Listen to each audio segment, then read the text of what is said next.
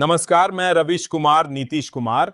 वो नेता जो राजनीति में कब, कहां और किसके साथ दिखाई देंगे, इसका अंदाजा गूगल मैप भी नहीं लगा सकता।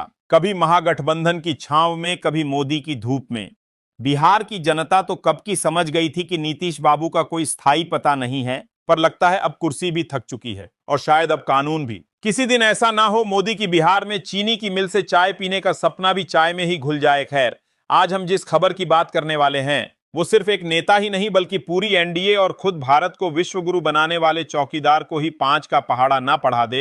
नीतीश जी वो नेता है जिसने गठबंधनों को स्वेटर की तरह पहना और मौसम बदलते ही उतार फेंका।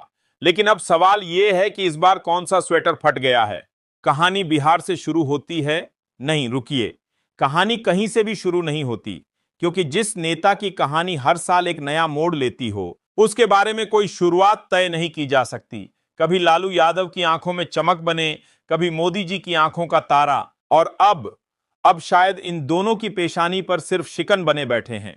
नीतीश बाबू, आप कब किसकी गाड़ी में सवार हो जाते हैं ये तो ड्राइवर को भी नहीं पता होता। लेकिन आज मामला सिर्फ गाड़ी बदलने का नहीं है, आज मामला ब्रेक फेल होने का है। और ब्रेक अगर फेल हो जाए तो गाड़ी किसी भी दीवार से टकरा सकती है, चाहे वो कानून की हो, नैतिकता की हो या फिर गठबंधन की। कुछ है जो पटना की हवाओं में गूंज रहा है, कुछ है जो दिल्ली के गलियारों में फुसफुसाया जा रहा है, कुछ ऐसा जो अभी पूरी तरह सामने नहीं आया, लेकिन उसकी परछाई राजनीति के सबसे अनुभवी खिलाड़ी पर पड़ चुकी है।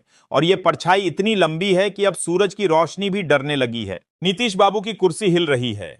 शायद नहीं, नीतीश बाबू की कुर्सी को अब कोई और हिला रहा है। कौन, क्यों, कब, कैसे, वो मैं नहीं बताऊंगा, क्योंकि जब तक सवाल अधूरे होते हैं दर्शक जुड़े रहते हैं। और ये वीडियो उन्हीं दर्शकों के लिए है जो सवालों को जवाब से ज्यादा प्यार करते हैं। आपने देखा होगा, आप भी कभी पहने थे, ये कपड़वा पहन के आते थे, वो उनको छोड़ दो। नेता भाषण देते हैं और जनता ताली बजाती है, लेकिन आज ऐसा लग रहा है कि जनता चुप है और नेता खामोशी से हिलते तंबू के नीचे बैठे हैं। आज ऐसा लग रहा है कि राजनीति की रसोई में कुछ तो जल रहा है, लेकिन ढक्कन इतना टाइट है कि भाप बाहर निकलने को तड़प रही है। क्या नीतीश कुमार की किस्मत अब उसी गठबंधन के नीचे दबेगी जिसे उन्होंने अपनी चालाकियों से खड़ा किया था? या फिर एक और पलटी, एक और नाटक, एक और प्रेस कॉन्फ्रेंस और जनता फिर से कंफ्यूज? जवाब दूं? नहीं दूंगा, क्योंकि आज जवाब नहीं, बेचैनी बेचनी है। आज खुलासा नहीं, खामोशी में चुभता हुआ शक देना है। और आपसे वादा है, इस वीडियो में वो सब मिलेगा जो आप न्यूज चैनलों में नहीं देख पाएंगे। सच भी, तंज भी और तिलमिलाहट भी। और हां, इसी के साथ वीडियो को लाइक और सब्सक्राइब जरूर करें। तो जुड़िए, टिकिए, सोचिए, क्योंकि कहानी अब शुरू होने वाली है। देश के सबसे ताकतवर न्यायिक पद पर बैठे सीजेआई ने एक ऐसा कदम उठाया है जिससे नीतीश कुमार की सत्ता की चूलें हिल गई हैं। जी हां, बात हो रही है नीतीश कुमार के जेल जाने की, वो भी ऐसे समय में जब केंद्र की मोदी सरकार उन्हीं की बैसाखियों पर टिकी है। अब सवाल उठता है, अगर नीतीश गए तो मोदी बचेंगे कैसे? क्या बीजेपी का सारा सियासी जादू धूल में मिल जाएगा?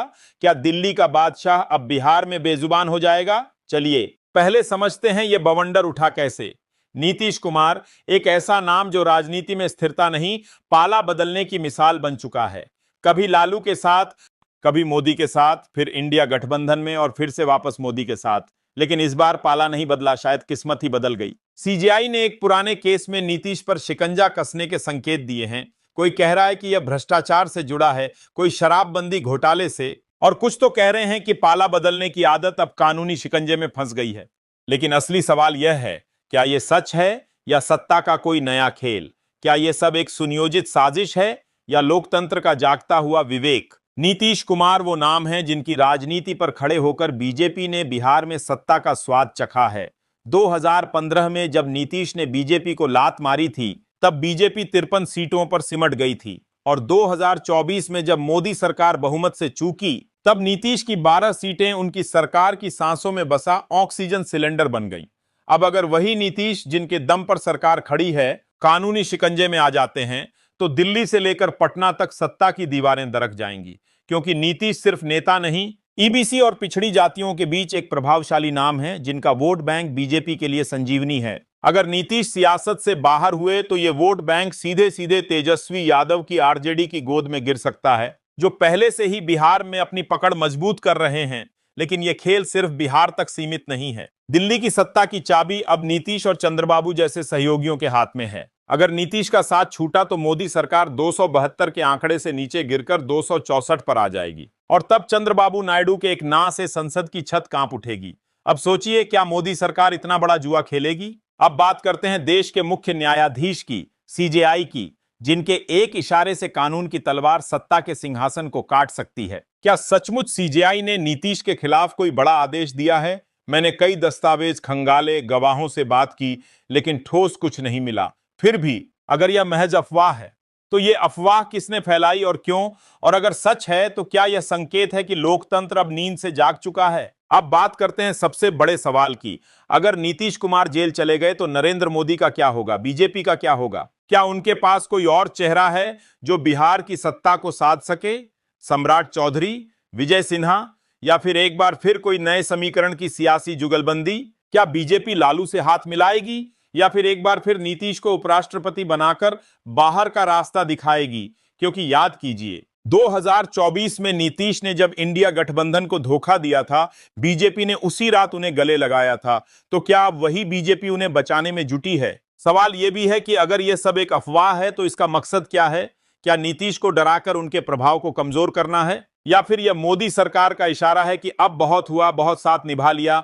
जो भी हो, बिहार का राजनीतिक तापमान उबाल पर है और दिल्ली की सियासत उस भाप से पसीना पसीना हो रही है। सबसे पहले समझिए कि नीतीश सिर्फ एक मुख्यमंत्री नहीं है, वो एक कुर्सी नहीं, एक समीकरण है। उनके पास ईबीसी, ओबीसी और मुस्लिम वर्ग का मिला जुला वोट बैंक है, जिसे बीजेपी अकेले छू भी नहीं सकती। अगर नीतीश जेल जाते हैं तो यह वोट बैंक भटकता नहीं, यह सीधा तेजस्वी यादव की झोली में गिरता है।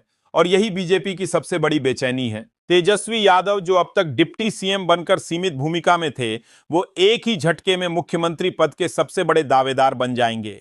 और याद रखिए, तेजस्वी को अब लालू की छांव नहीं बल्कि नीतीश की गैर मौजूदगी का फायदा मिलेगा, जो कहीं ज्यादा प्रभावशाली है। अब बीजेपी क्या करेगी? पहला ऑप्शन, सम्राट चौधरी और विजय सिन्हा जैसे नेताओं को आगे लाना। लेकिन सवाल है कि इन नेताओं की अपनी कोई जनमानस में पकड़ है? जवाब है नहीं। बिहार का मतदाता जमीनी नेता पसंद करता है, दिल्ली के फोटो खिंचवाने वाले नहीं। दूसरा ऑप्शन, नीतीश को उपराष्ट्रपति बनाकर ससम्मान बाहर का रास्ता देना। मगर अब बात सम्मान की नहीं, जेल की हो रही है। तीसरा विकल्प, तेजस्वी से हाथ मिलाना। जी हां, राजनीति में कुछ भी संभव है। वही तेजस्वी यादव जिन पर कभी सीबीआई के केस लगवाए गए, अब सत्ता की तिजोरी के लिए गंभीर विकल्प बन सकते हैं। बिहार की राजनीति में दुश्मन और दोस्त का अंतर सिर्फ सत्ता से तय होता है। अब बात करें मोदी शाह की। ये दोनों खिलाड़ी कोई भी दांव बिना सोचे नहीं चलते। 2024 में जब गठबंधन अधूरा पड़ा तो इनकी रणनीति थी, साथी कमजोर हों तो भी सरकार बना लो, और जब साथी मजबूत हों तो उन्हें कमजोर बना दो। वही चाल नीतीश के खिलाफ चली जा रही है। अफवाहें उड़ाई जा रही हैं, प्रेस में लीक खबरें फैल रही हैं, और अब न्यायपालिका का नाम लेकर एक दबाव बनाया जा रहा है।